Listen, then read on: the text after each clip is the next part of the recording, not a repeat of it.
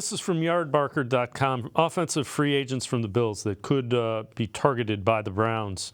They go wide receiver Gabe Davis. They project 3 years, $37.5 million, 12.5 annual value, 15 guaranteed. Another guy they mentioned, Trent Sherfield. That was one of their fourth receivers in Buffalo, and then they say offensive guard David Edwards. We keep hearing Gabe Davis.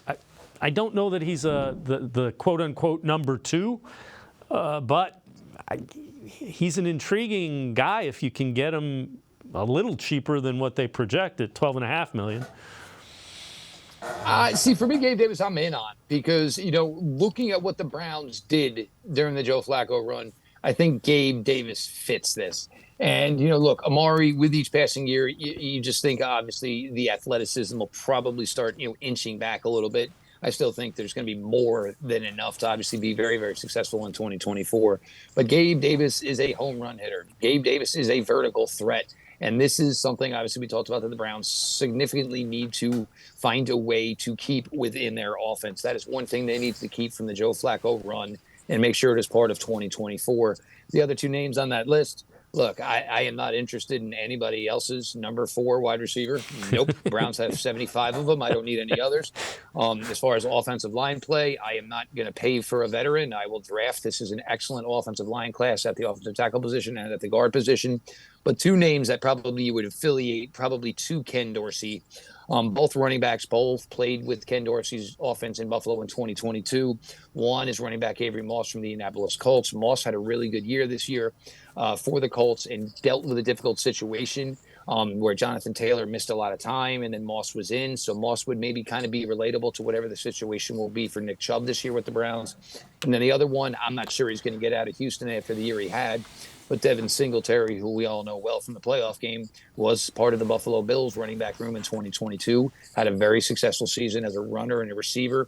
Again, I'm not sure he's going to get out of Houston, but there's two guys with Ken Dorsey ties at the running back position that you probably should keep your eyes on as far as the Cleveland Browns would be concerned.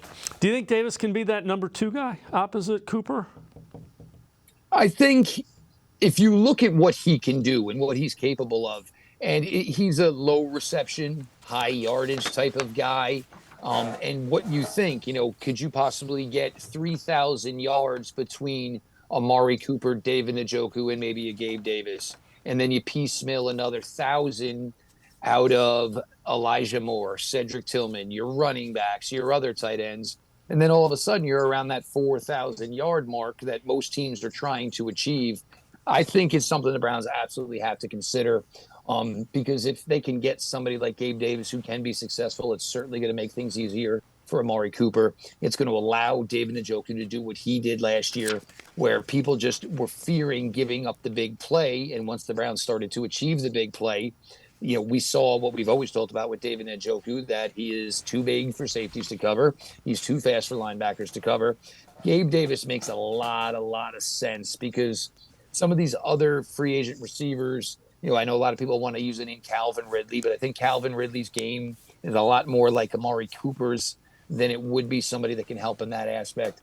Gabe Davis, for me, is an intriguing name just because, even if most of his game is a one-trick pony, he does his one trick and he does it well. He usually shows up in big games without question.